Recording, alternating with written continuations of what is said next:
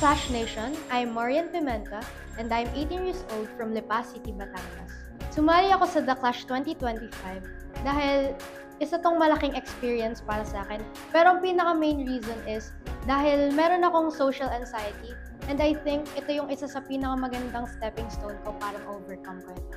Ang sa tingin ko po na meron po ako na walang ibang clashers is lahat naman po kami magagaling. Pero ako po yung tipong kakanta po ng hindi super matataas dahil hindi naman po ako diva. Pero kaya ko pa rin po ipa-feel sa mga nanonood ang message ng kanta.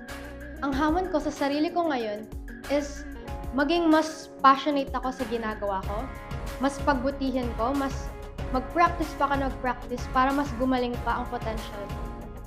Ang hamon ko sa mga co-clashers ko is sana kahit na naglalaban-laban tayong lahat, ang pagbutihin natin ay ang individual ng mga potentials natin. And alam kong lahat tayo may mararating, kaya mas enjoy na lang natin tong The Clash. Ang dapat abangan sa akin ng Clash Nation is may pakita ko na hindi lamang mga diva, mga balladeer ang pwedeng sumali sa mga gantong competition. Na pwede rin sumali yung kahit mga hindi nabirit, kahit yung mismong boses mo lang ay parinig. Ako ang dapat maging The Clash 2025 champion. Dahil ito ang first time kong sumali and dahil dito, talagang ipapakita ko sa inyo na pagpupulsigihin ko na mapapunta hanggang sa huli and makikita nyo ang aking improvements.